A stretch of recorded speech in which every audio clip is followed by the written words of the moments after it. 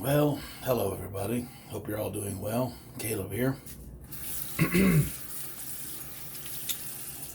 Thought I would make a quick informational type video for I'm seeing some questions in the groups.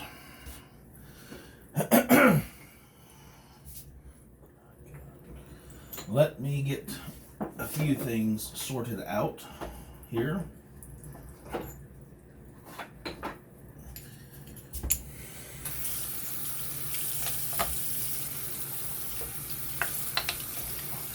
Hope you're all doing well.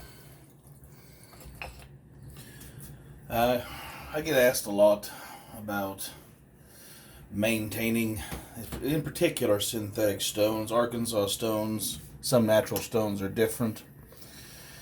But for the most part,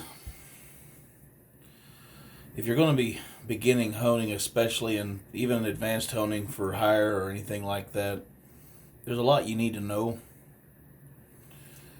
about synthetic stones also. You may think you know or whatnot. Maybe you do, maybe you don't. That's neither here nor there. But for the purpose of this video, we're just going to assume that you just bought your first synthetic stones, that sort of thing.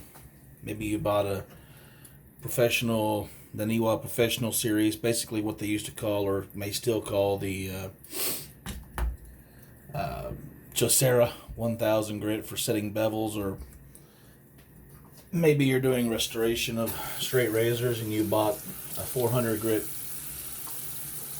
Josera to remove damage, and you're going along and you bought them, and so you bought an Otoma 140 diamond plate. So you bought this and you've lapped your stones all nice and flat and clean, and you've broken your corners to limit catching the edge. So you've lapped everything more or less, but what you're seeing is every time you lap it, you're seeing a lot of wear and stone loss, let's say, even though it's not technically that much. Not to mention it's 140 grit, right? This is a 400 grit and this is 1000 grit, Japanese industrial standard grit chart, so it might be a bit much to lap it every time you set a bevel, right? But as you're going along, you're also coming to the realization that as you do laps, this is a dressing stone. This is an Aniwa, the brown, I'll just tell it what they call it on the forums a lot, the brown turd. It's about 600 grit. You should soak it before you use it. Mine's got lime buildup on it from soaking. So we'll clean it up a little bit, chamfer the edges. So you've got your stones, everything all the way up to, even this Shapton Professional Series 5K or an 8K or what have you, right? And I'm sure you're noticing by now that I've got a lot of these small stones like this one. It's 150 grit silicone carbide. It works well for blending bevels on wide beveled blade roads like on Japanese traditional knives. Doesn't work well on Western conventional equal sharpened type edges, but works well for other purposes. So you've got all these stones, right? You've got a lot of money in them, and you don't want to lap them every time you turn around. It's a Hero 5000 grit. You should soak this one for a couple minutes. Works well.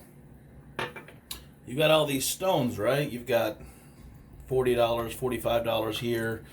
You've got $70 in this. You've got $67 as of 15 minutes ago on Amazon, delivered to your door, full size, 1 inch thick.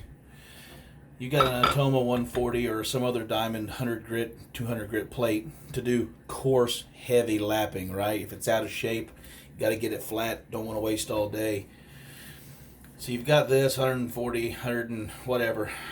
May not be an Atoma, maybe a DMT extra coarse, who knows.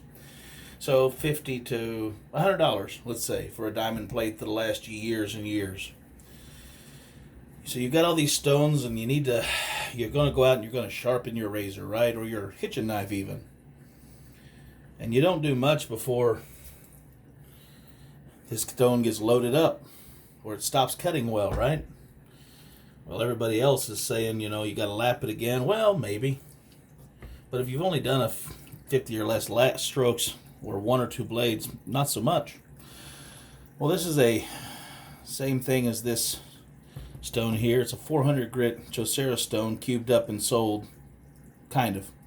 It's not exactly the same. It's very well grit regulated. They're sold by Naniwa is raising abrasive slurry. You can hone with them. So you've got a bunch of swarf embedded in your stone, and you don't want to lap it, right? You don't want to clean the whole darn thing up again. So what you do is you get you some water on it, and you cover the entire face, paying attention to ends, and you build up an abrasive slurry, and that cleans your surface. And here's the important part: it doesn't just clean it, it puts probably a 700 to 800 grit finish. These are 400 grit chunks on this synthetic Negura here, so you figure 700, 800, 900 grit finishes on this. It'll make this 1000 grit cut a little coarser than it was earlier, right? But let's say you don't want it to cut coarser. Okay, that's fine. This is a Imanishi, I believe. I've had it for so many years. They last forever. It's a dressing, not a honing Negura. It's a cleaning Negura. It's meant to clean and level. It's 3000 grit. So you only have your 1000, and you're going to jump to a 5000 grit stone or something, right? Or you just want to max out your 1000 grit kitchen edge.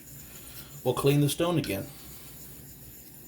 Only use a 3000 grit abrasive Negura on it,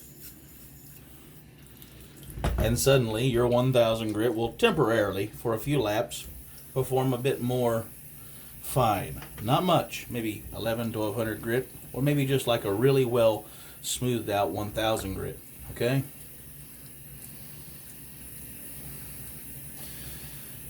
So let's say you got your 5000 grit and you don't need to lap it nearly so often. So you'd pull your 3000 grit Imanishi Negura out and you go to town. You know it's flat. You lapped it 2 razors ago or less. 1 even. Or it's just been set and freshly lapped on a shelf drying. We'll clean it up. Put a nice fresh 3000 grit finish on it. It's a 5000 grit stone. It won't cut very coarse for very long. And 3000 grit, yeah, it's not going to cut very deeply into this hard of a stone. That's another thing. It's a hard stone. It's not a easily slurried stone. I like that. I can adjust it up or down in grit a little bit in finish. Not in grit perhaps, but finish. So my stone's clean, and I can do 2 or 3 or 4 more, 5 more razors before I have to put it on a 400 or a 300 or a 150 grit and bring it back to true, right? Well, that's true. Chamfer the ends on this stone. It's gotten a little out of true. You want to chamfer your edges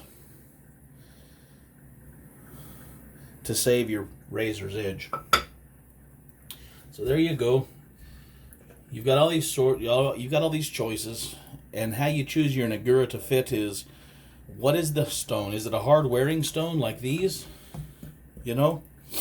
Or is it really soft, like for wide beveled, I don't know, Japanese knives? Let's say, well, that's the wrong stone. Let's grab a different one here, shall we? Well, this one's not so soft, but it's a 320 grit. It's for wide bevels or conventional Western steels. But with this stone, it loads up even if you soak it a bit.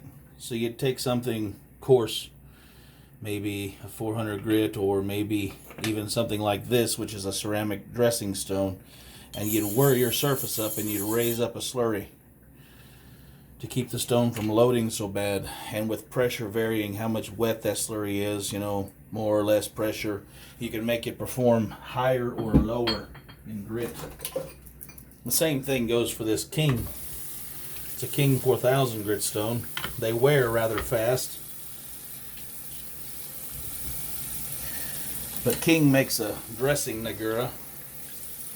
It's meant for their gold stones, which this is the traditional series in a portable.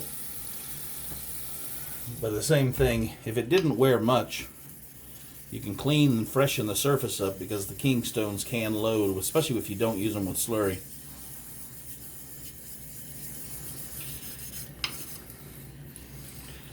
And you can bring up a fresh surface and remove the embedded swarf even.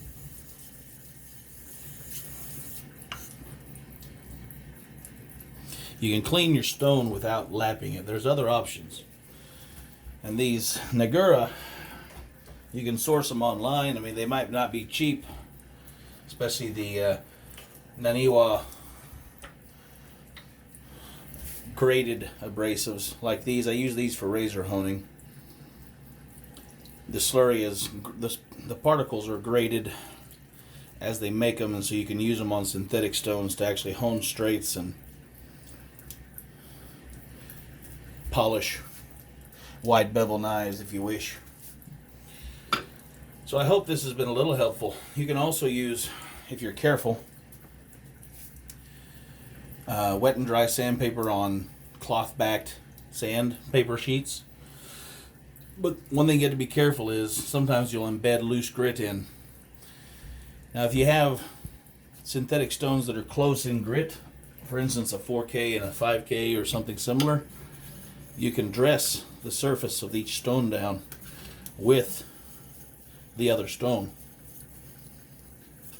Of course, keep in mind that the stone that's softer, which in this case the King, will wear or clean itself faster than the Shapton Professional Series, basically.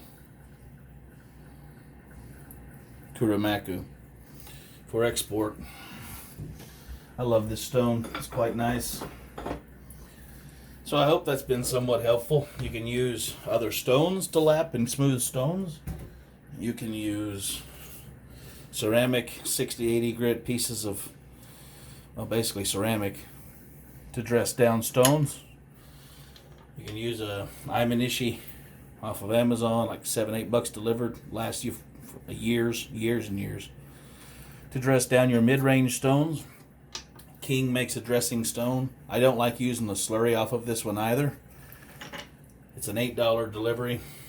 I don't use the slurry off this, but it works magnificently for instance. It's 150 grit, so you'd go and have the Nev makes these diamond impregnated stones.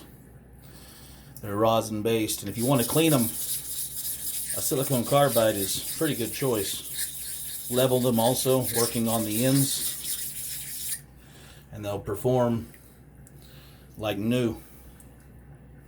And you don't have to put them on an edge pro plate and put a bunch of loose grit in your house and have to deal with that drama.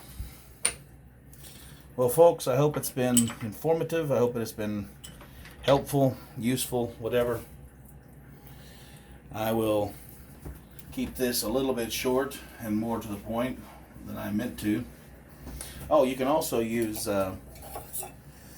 diamond plates, the same way you'd use it to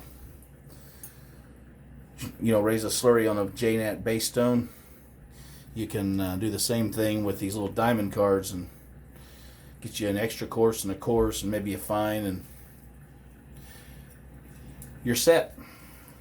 And they're not too expensive. I prefer the Nagura because they're chunkier, thicker, and shed grit, but if you are willing to experiment, there are many ways to do this. See y'all. See you in the group and Straight Razor Honing on Facebook. Bye.